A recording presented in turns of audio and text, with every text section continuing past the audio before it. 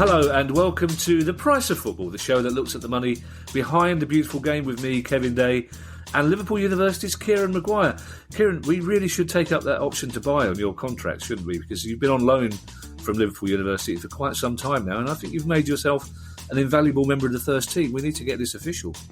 Well, apparently producer guy can't agree a fee that he's prepared to pay for my services to Liverpool University, or perhaps that they love me too much there to let me finally go. I'm not sure.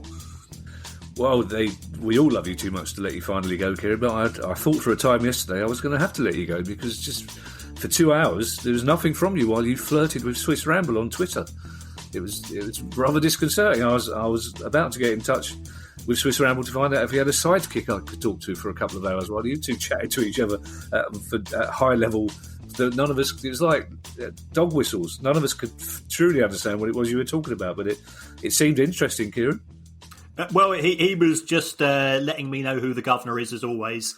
I'm nothing more than his George Carter, or my George Carter to his Jack Regan in the Sweeney, which will mean nothing at all to anybody that was born after 1978. Well, you can look it up, Kieran. We're not going at the pace of the slowest. There's, the Battle of Britain was a long time ago. I know all about that. The Battle of Waterloo, I know all about that. Peasants' Revolt. Just look these things up. Kieran, it's Newsday. We do have some exciting wrong-un-based news for you coming up. But we also have a little bit of bad news to start with, especially for Charlton fans. We were hoping to talk to Charlton Athletic owner Thomas Sandgaard today, but we've had some technical issues. I promise you that interview is coming up. So if you have questions for him, you can still send them in to us, questions@priceoffootball.com. I have to say, Kieran, that some of the questions we've had already were a little bit too South London to ask him. Unfortunately, I don't think anyone at Charlton wants anyone to have a little accident at this stage of the thing. It's all done and dusted now. We're all friends, aren't we? Yeah, but I've not seen the phrase concrete overboots for a long, long time, so it did make me quite nostalgic for some of my uncles. Yeah, probably not heard that since his funeral, I'm guessing. Luckily, we do have plenty of news to get us through this pod, which is, I believe, our second pod of 2021 and our first in Tier 5, which is depressing. And also depressing, unfortunately, is our first story. It's a gloomy one for a club that we've been keeping an eye on because the Wigan takeover, as you semi-predicted for quite some time now, has fallen through. Yes, this is sad news. Something came out on the Wigan website, posted by the administrators. So that's costing someone £400 an hour for the privilege. Yeah. To say that the Spanish bidders, to whom they've given exclusivity, they effectively said, we're not going to talk to anybody else. These are the guys we want to develop the deal with. Apparently, the Spanish guys reduced the price they were prepared to pay by half over Christmas. And the trouble with this is if that was the case, after paying for the lawyers and the administrators' fees, there wouldn't have been enough money to give the remaining creditors 25 pence in the pound. And if you fail to do that, under EFL rules, you'd be subject to another 15-point penalty. Now, Wigan are at the wrong end of League One, partly due to the fact that the administrators have sold all the decent players, so that things weren't looking good for them. But this would have almost certainly ensured relegation. So the Spanish bidders then turned round and say, well, can't we just get the EFL to waive the 15-point penalty?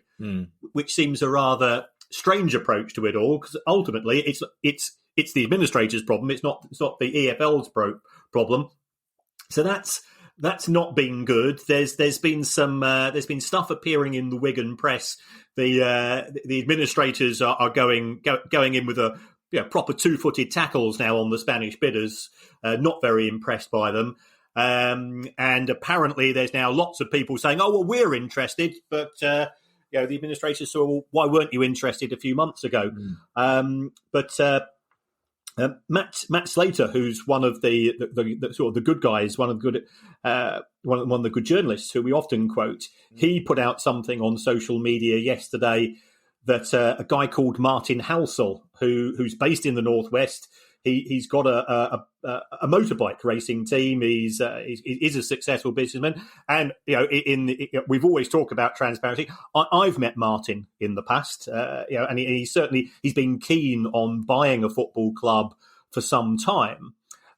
He is now considering a bid for the club. I think the administrators are still looking for this sort of £3 to £4 million sum of money. So it's not over. There certainly are people interested. They're getting an awful lot for their money.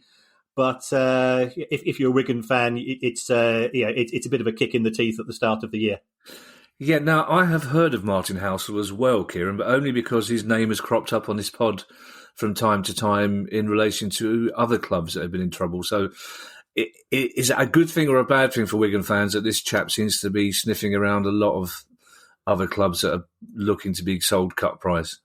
I think Martin, from my meeting I had with him, seemed very genuine. He's a football fan rather than a businessman who wants to invest in a football club as a way of making some money. And the first thing I said to him was that if you want to make money, don't invest in a football club. Simon Jordan and other owners have said and experienced that. So I don't think he's naive. He won't be making a huge amount of money from a motorbike racing team either, in all probability. So I don't think he's naive. My understanding, he's been looking for the right club, and Wigan now come within sort of the budget that he was potentially looking to pay out. So never say never, but it's the longer this takes, the more it's costing in terms of administrative fees, the greater the degree of uncertainty. We have started the January transfer window, and any new owner who wants to come into Wigan Athletic to try to turn things round with clearly the ambition is to avoid relegation to League Two. That window of opportunity is closing by the day. When a deal's not being concluded. Yeah, the news of the Wigan takeover falling through, Kieran, came as sad but not surprising for me, because you've said right from the start, not always in public because you wanted to keep an optimistic face on this, but you sensed right from the start there was something not quite right about this, didn't you? Why was that? In terms of the potential Spanish owners, looking at their background, their aim was to turn the club round and sell it on at a profit. Now, to do that when the whole world is in the middle of a pandemic, and we've got no idea as to when we're coming out of it, under those circumstances, it's very risky investing in any business. Clearly, the second wave, the third wave that we've seen, have made things deteriorate in terms of the speed at which fans can return, and therefore the potential price that these people would be able to get for the club. I've never felt comfortable, however, with any owners whose ambition is to flip a club. It's not homes under the hammer. It's not one of those type of things to me.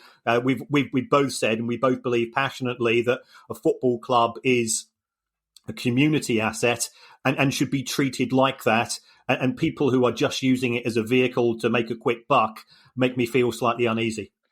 Yeah, the administrators made the Spanish bidders the preferred bidders quite early on, which I presume deters other people, at least for a moment. Will this reflect badly on the administrators' reputation? Will it affect their standing in football? The fact that they seem to put I know legally they have to put their eggs in one basket to an extent, but it did seem that the administrators had every confidence in this bid, which now increasingly looks like it was never that serious in the first place. Well, I mean, the administrators have said that the Spanish bidders had showed them evidence that they'd had the money. Sometimes you will pay an exclusivity fee. That's quite good from a cash flow point of view in terms of being able to pay the wages and the other creditors. So, unfortunately, in the world of business and turnarounds and things of this nature, you do kiss a lot of frogs. And certainly that was my experience. And you can be sitting across a table from somebody that's promising you good things left, right, and centre, and then they don't deliver.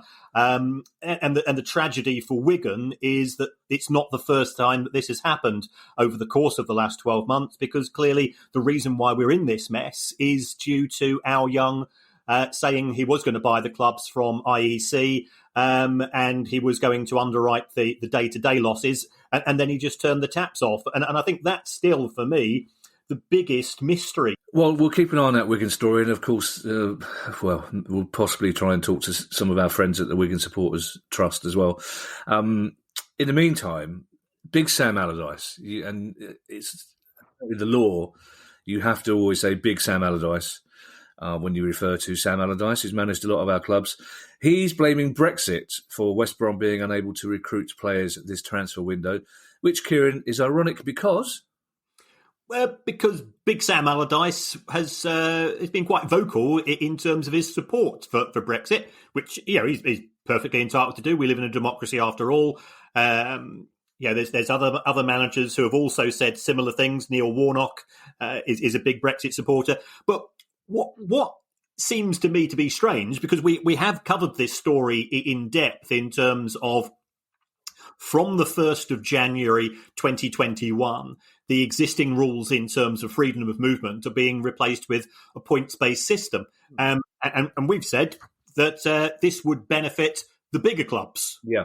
Greater extent, because they're able to recruit the players who are more likely to have international caps, who are more likely to have bigger wages, who are more likely to be paying in the bigger league. So the matter has been, as far as I'm concerned, has been discussed at various levels.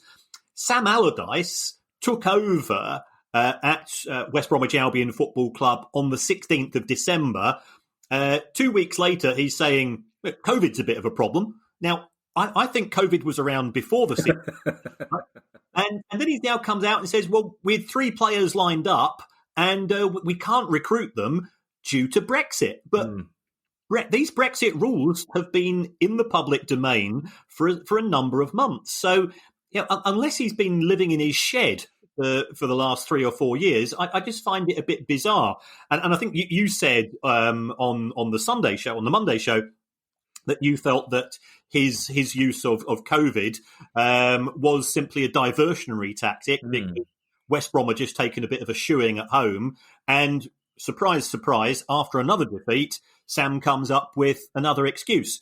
But the Brexit rules apply to all clubs, so West Bromwich Albion are no better or worse off in terms of their ability to recruit in the market than the clubs around them. And they're not competing with the likes of Liverpool and Manchester United and Chelsea anyway. So to try to use Brexit as a smokescreen for West Brom's mediocre result, 1 point from 4 games, does seem like he's trying to get his excuses in early. Yes, I imagine Sam Allardyce has got a shed, a large shed, I would guess, with probably an elaborate train set in it. And I'm guessing that his wife is probably not allowed or encouraged to enter. But let's not get distracted by Big Sam's shed, because that's what he's been doing to us with COVID and Brexit. What I find odd, Kieran, is Charlton, for example, is just one club who have signed a player this week from FC Midtjylland in Denmark, and they are fully expecting his papers to be endorsed. He's got to go through this Brexit process, as we know, but they've already announced that they're confident that will be done in time for him to play this weekend. So we're not even getting the impression from other clubs that the new red tape around Brexit is actually causing delays for them. So what it should do for West Brom is a bit of a mystery, really, because I can't imagine that Charlton are signing more high-profile players than West Brom would be.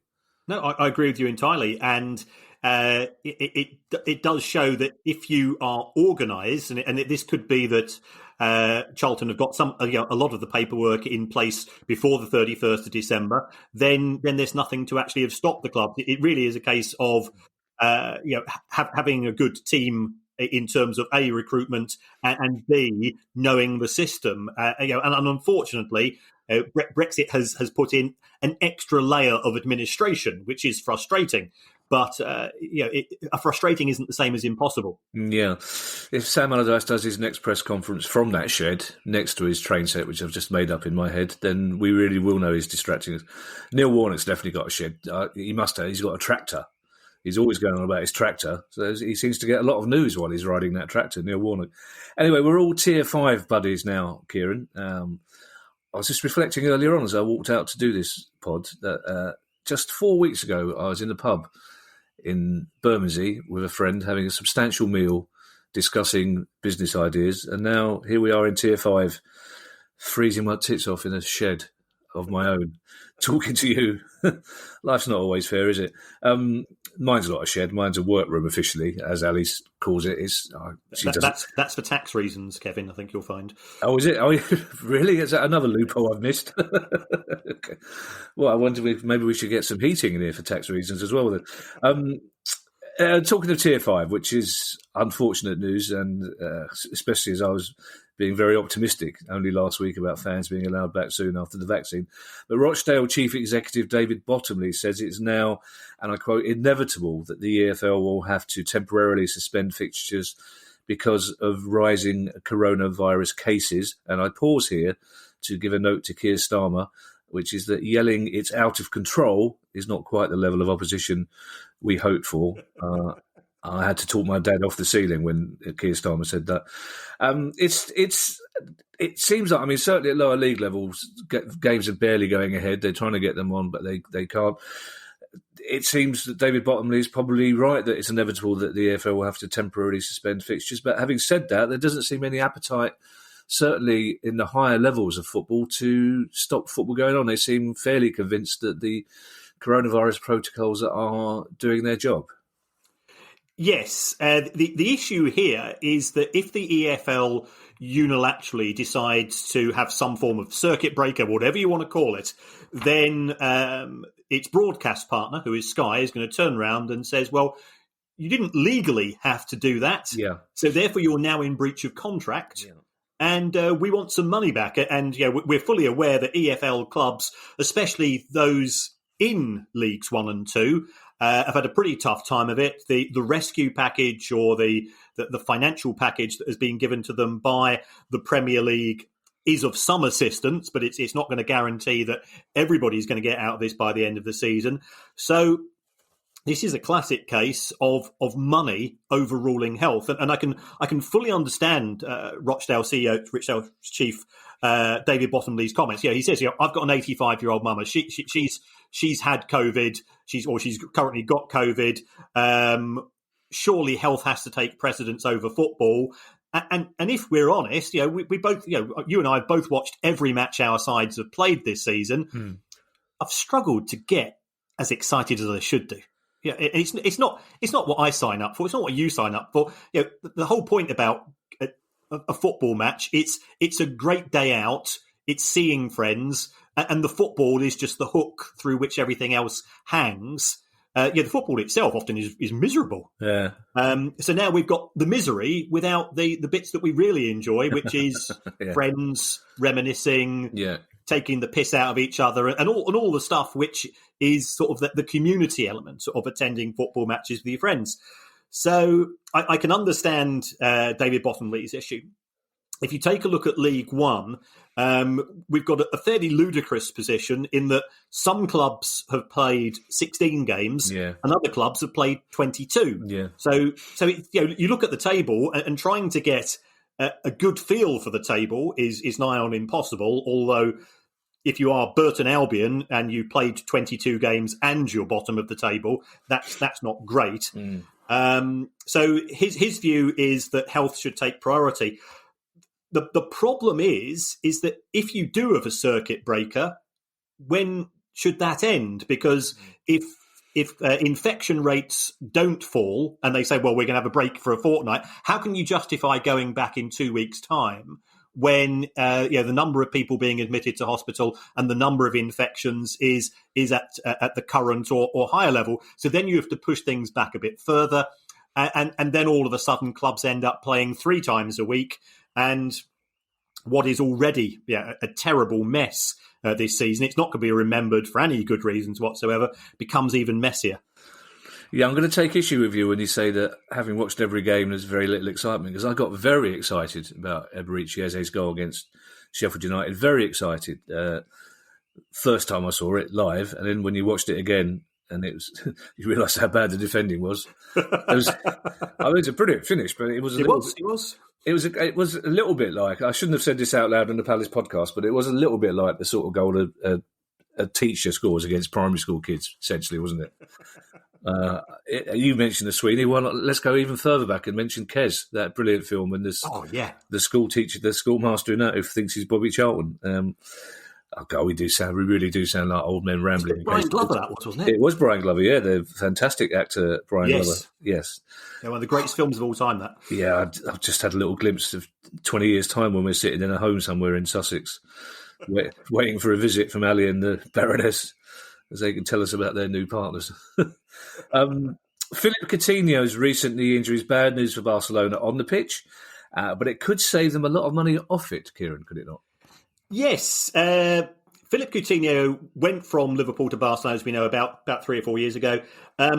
It's not been an overwhelming success. For those people that are often screaming at their clubs, spend more money, Barcelona's recent spendings on the likes of Griezmann, Coutinho, Dembele and so on has been, I think, the thick end of 400 million euros, and they've not really had much of a return on that. But he has just had an injury to his knee, his meniscus. And as I'm sitting here 4 years after running the Dublin Marathon, when I did my meniscus in, I, for some reason, I thought it would be a good idea. It was my mum's 80th birthday that weekend, and she was going to be in Dublin because my family's in Ireland, so she was going. There's a party at my sister's house. So I thought, well, I'll have my mum's birthday party and I'll run the Dublin Marathon.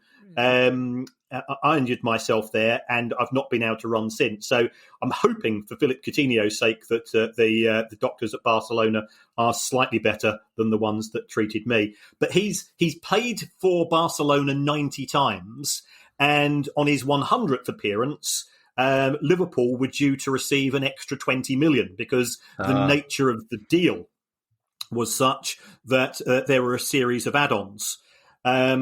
So he had managed to force his way back into the affections of the manager. He was playing a bit better. Things seem to be on the up. But Liverpool, I think, will be the biggest losers here because my understanding is that Barcelona have been trying to pass him on to another club for some time. But he was the least bad of a bunch, and therefore he was getting into the first team. But this is actually quite a common issue in football, is that when transfer deals take place and they do involve sell-ons, if that player fails to really hit the heights that the buying club had anticipated, all of a sudden you've got the finance director or the chairman knocking on the door of the manager saying, well, if such and such plays another 2 games, we've got to give an extra £500,000 or £1 million. Would you like to consider whether that's in his best interests and your best interests? And the managers, and we all know that managers' jobs are fairly precarious, has to take that into consideration. I think there's the famous case of Seth Johnson, who moved from Derby to Leeds, probably that was about 13, 14 years ago. And that was under the champagne lifestyle when Leeds were operating under Peter Ridsdale. Mm-hmm. And that transfer didn't work out. Seth Johnson, again, good player, but it just sometimes it just doesn't work out when a player moves from X to Y. I think he was due to play another couple of matches, and Leeds would have had to pay more money to Derby. And by that stage, I believe there was a new owner of Leeds United. Probably for legal reasons, I won't mention his name, but he's white and he's got a beard, a white beard. Santa Claus. Well, some people like to see him. He likes to see himself as that. Okay. And by all accounts, he said, I definitely don't think that Seth Johnson should play another game because I don't want to give any more money to Derby. There are things of this nature. And I think it's a tragedy when money determines football decisions. That because the fans often don't know what's going on behind closed doors, and they'll be saying, well, why is such and such playing, or why is such and such not playing? And it could be for reasons which are non-footballing. Yeah, let's not pull at that thread, Kieran, because of course it's terrible that money dictates decisions in football, but we've got a podcast to do. Just for the moment, well, it's the only thing that's earning me money. Let's keep going on that note. Also, I don't know if you heard me sigh during that, Kieran. I scanned every single inch of this script and I couldn't find anywhere. I couldn't see any chink of light anywhere in which Derby could enter into this pod. I just couldn't see a way in for them. But like the best cat burglars in the Sherlock Holmes story, somehow Derby managed to get in. Somehow, it's like Seth Johnston, a name I've not heard in 10 years. Suddenly, as soon as you said it, oh my God, I know what club he came from. I also love the fact I know many people who have injured themselves at birthday parties in Dublin, Kieran. Only you would injure yourself before the birthday party. Only you would turn up hurt at an Irish birthday party in Dublin. Now, for a few weeks at the end of last year, Kieran, we did, I think, speak of little else but the National League. We had quite a lot of discussion, some controversy. We spoke to various club owners and chairmen at that level. And now the Culture Secretary has been urged to launch an investigation into alleged conflicts of interest over the way millions of pounds of lottery money was distributed to National League clubs at that time. Who is doing the urging? Well, the urging is coming from Dulwich Supporters Trust. Okay. Dulwich Hamlets are one of the clubs that have lost out. I believe that Hereford, they're also unhappy. And the distribution method that was used originally, when the money was given out when the grants were given out by the National Lottery Fund, it was deemed to be to replace a loss of revenue for clubs in the National League, and that seemed fairly logical.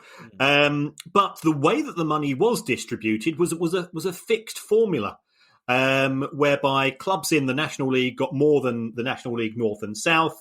It didn't seem to take into consideration the size of the fan base. It didn't take into consideration match day receipts, and therefore some clubs seem to do relatively well and others not so well. So there's been a lot of criticism of people at the top of the National League, and to their credit, they said, OK, we'll have an independent investigation. And they therefore got David Bernstein, who's the former FA chair, to undertake this. And the investigation took place. It was sent in to the National League, and they decided not to publish it. Oh, okay. And by all accounts, there were elements of criticism. We've not seen it either. So, despite my best efforts to some of our snitches who we are friendly with, we've not managed to see it either. So, the clubs who feel that they have been wronged as a result of this distribution model, they've complained again.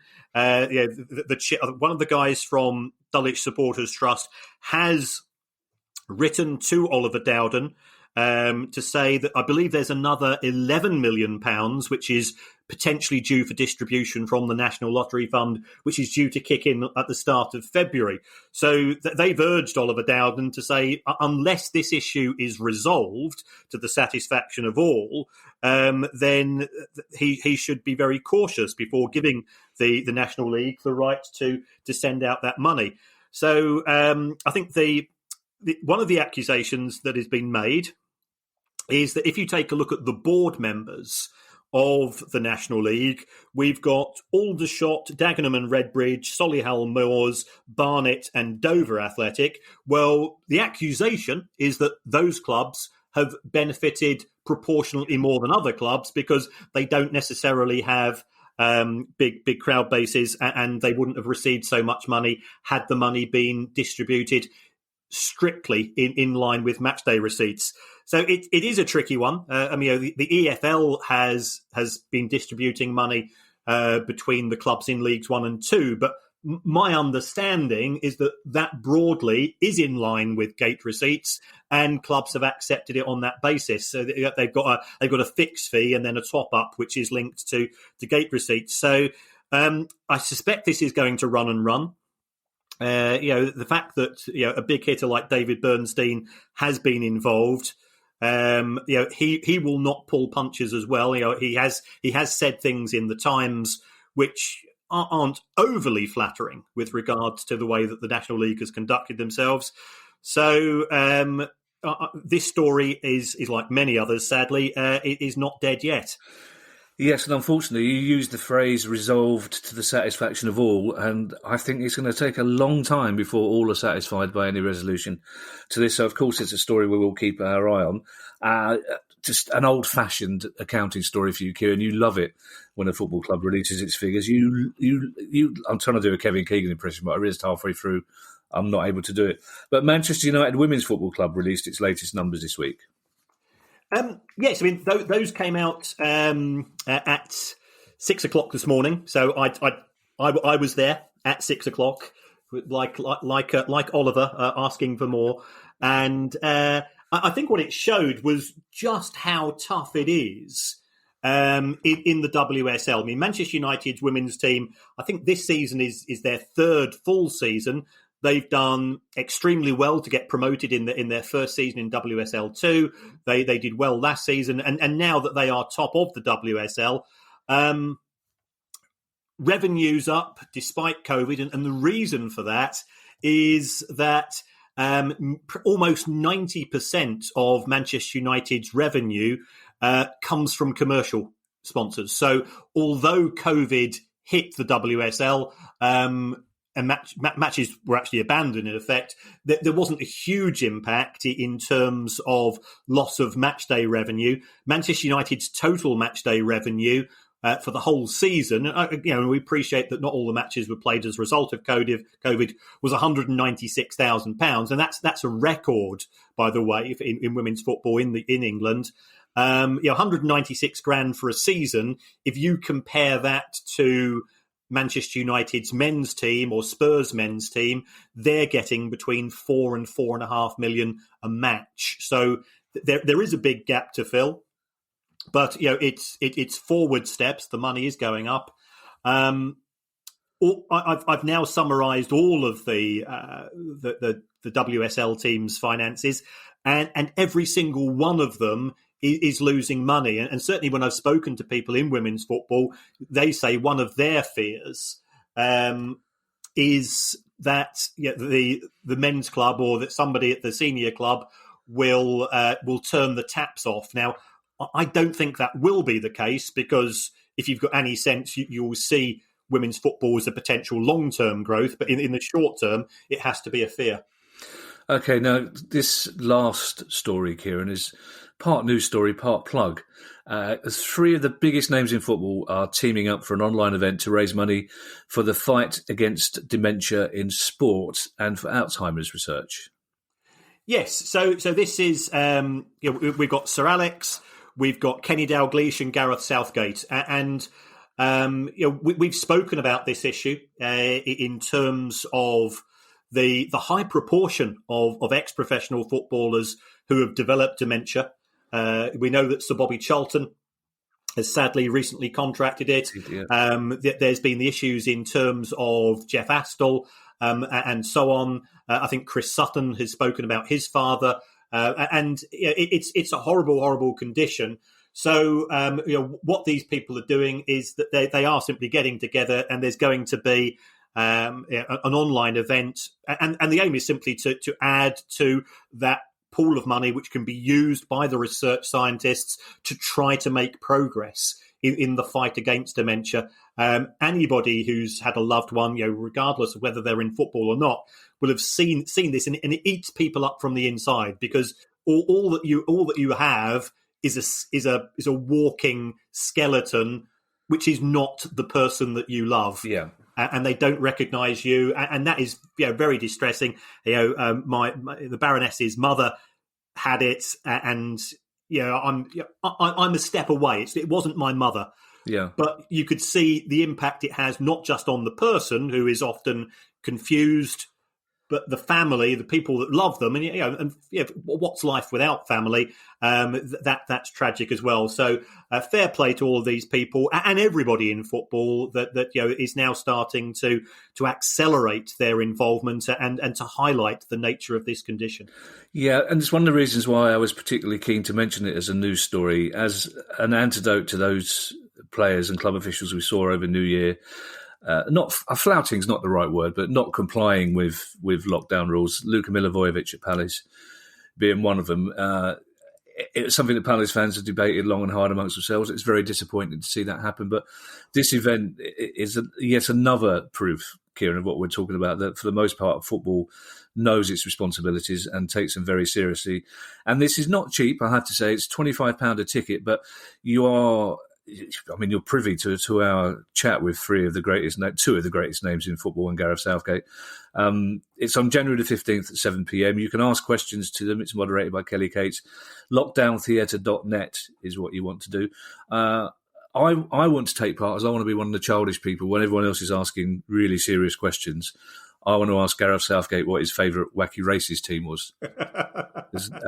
David, there was a brilliant event in Edinburgh a few years ago where Matt Groening, the genius creator of The Simpsons, came along to do a chat. Oh wow! And seriously, there were ticket touts for this chat because every comedian wanted to go and see it. And Davy Johns, who's an actor who was in that Ken Loach film, I always want to say I Daniel Craig. It's not I Daniel Craig, is it? But Davy Johns was the star of that, and he brilliant that after about 10 really serious questions about animation and about his career, Davy Johns just said, "What's your favourite colour? Red."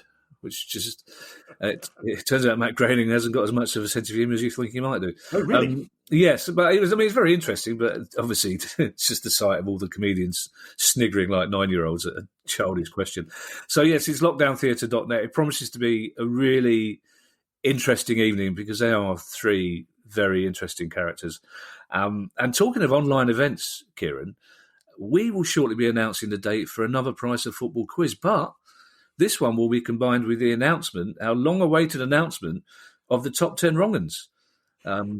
Yes, well, we have been in discussions with our lawyers. We have. And as it's an opinion piece, we are entitled to say who let's face it, the British public often have polls, and this is a poll consisting of me and you deciding who we think are on a wrong-uns list, and that's perfectly acceptable. As long as we don't say anything which is untrue, which we won't. Everything's well researched, as we know. Yeah. As a result of Tier 5, Lockdown 3, whatever it is, we know that the last event seemed to cheer a few people up. So we're just confirming with producer Guy, and yes, we'll have another quiz, and we'll work out our friends in the wrong-uns list. One of whom could be Steve Dale of Bury. Well, could be. I don't think there's any. I don't think anybody's going to lose money by gambling on Steve Dale of Bury being in there, unless a lot of wrong-uns come out of nowhere. Yeah, but there are things happening in relation to Bury. Okay. And this involves a guy called David Hilton, who is presently involved at Ilkeston Town FC. And he's a property developer, so alarm bells start ringing. Wow. And he apparently has said that he's had some discussions with Steve Dale with a view to buying Bury. Now, to me, that sounded a bit strange because I'm not sure Steve Dale's in a position to sell Bury Football Club because the club's in administration. But it does appear that this guy is certainly interested. I did a little bit of ferreting around, as you know, enjoy a bit of ferreting, and Mr. Hilton. I think it's fair to say that there's not a huge amount of success in his previous activities. He was involved with 4 companies who were previously dissolved without ever filing accounts. And he's got one company which has filed accounts, and that's lost money. That makes you feel not hugely confident. When I went and looked at Ilkeston Town, one of their former directors was a guy called Alan Hardy, who we also know from being the previous owner of Notts County. Yeah. Before, remember, he had to sort of relinquish his position due to the infamous Todger-related social media display. Indeed. So I'm a little bit uneasy. This gentleman, and he's done nothing wrong at all. He's a current or former director of 10 companies, according to Companies House, and he doesn't seem to be an awful lot to do with football. Construction of domestic buildings, buying and selling of real estate, real estate agencies. His main interests appear to be property based. And as a football fan, I'm never certain that somebody who is a property developer is necessarily looking at the football ground in the affectionate and nostalgic way that people like yourself and I do. Well, who knows, Kieran? It may be some late consolation for Bury fans that they get 2 people in the wrong ends top 10. So watch this space. Listen to this space, I should say. And by the way, we have genuinely spoken to lawyers. A friend of mine is a quite high-powered sports lawyer, and I ran the top 10 thing past him, and his response was, I don't know, should be all right. So I think that cost you 300 quid. It cost me a lot of promises. Now, if you have any questions to ask us about anything involved in the world of football finance, whether it's your non-league club or Barcelona or national representation, get in touch with us at questions@priceoffootball.com, and you can ask me what I mean by national representation. And there you go.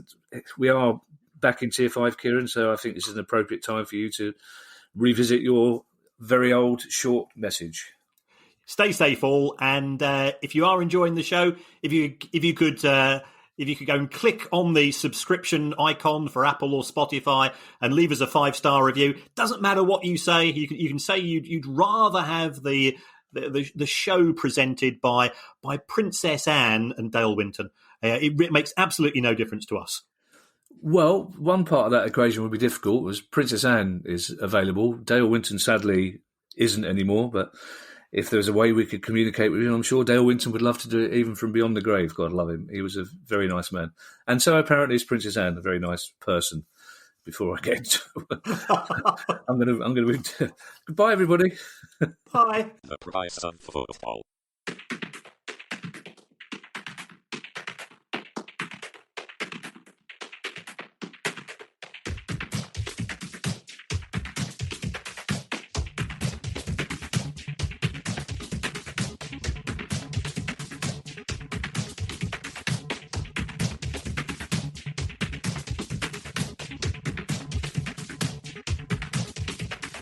The price of football.